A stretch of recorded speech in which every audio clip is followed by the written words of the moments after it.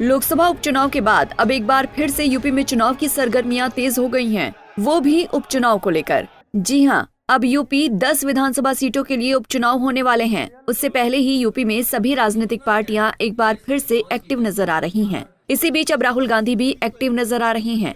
दरअसल यूपी में विधानसभा उपचुनावों के लिए सपा संग सीट बंटवारे की कमान संभालते हुए एक बार फिर नेता प्रतिपक्ष राहुल गांधी दिखाई दे सकते हैं। लोकसभा चुनावों के दौरान भी उन्हीं की अगुवाई में सपा के साथ गठबंधन मुकम्मल हो सका था, जो कि एक वक्त टूटता दिख रहा था। हालांकि अब सूत्र बताते हैं कि ये फैसला हाल ही में लिया गया है कि राहुल को गठबंधन में सीटें तय करने के लिए इसीलिए आगे किया जा रहा है ताकि किसी भी तरह के विवाद की स्थिति पैदा न हो। बता दें कि यूपी में 10 विधानसभा सीटों पर उपचुनाव होने हैं। इनमें से 9 सीटें वो हैं जहां के विधायक सांसद बन चुके हैं, जबकि सपा विधायक रहे इरफान सोलंकी को 7 साल की सजा मिलने की वजह से कानपुर की सीसामऊ सीट खाली हुई है। लोकसभा चुनावों में सपा और कांग्रेस एक साथ मिलकर चुनाव लड़े थे, जिसका अप्रत्याशित परिणाम भी आया था। यही वजह है कि अब कांग्रेस और सपा दोनों ही चाहती हैं कि वो गठबंधन बरकरार रखें और उपचुनाव में भी सपा और कांग्रेस साथ मिलकर चुनावी मैदान में उतरें। लेकिन कांग्रेस और सपा की अति महत्वाकांक्षा इसमें रोड़ा बनती दिख रही है। सूत्रों की माने तो उपचुनाव में कांग्रेस 3-4 सीटें चाहती है, जबकि सपा उसे 1 या 2 सीट ही देना चाहती है। यही नहीं, इसके एवज में सपा महाराष्ट्र और हरियाणा में भी विधानसभा चुनावों में अपने लिए सीटें चाहती है।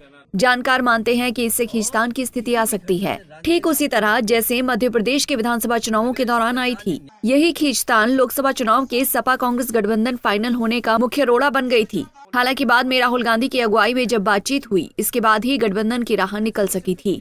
कांग्रेस मानती है कि उसके लिए यूपी में अपने पांव मजबूत करने के लिए सपा का साथ जरूरी है।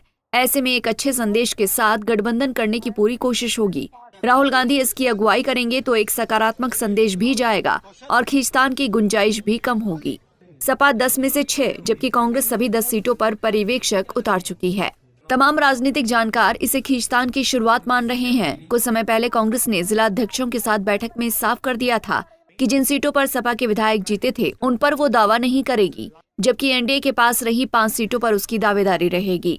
5 में से कितनी सीटें कांग्रेस के पास आएंगी ये बाद में तय किया जाएगा।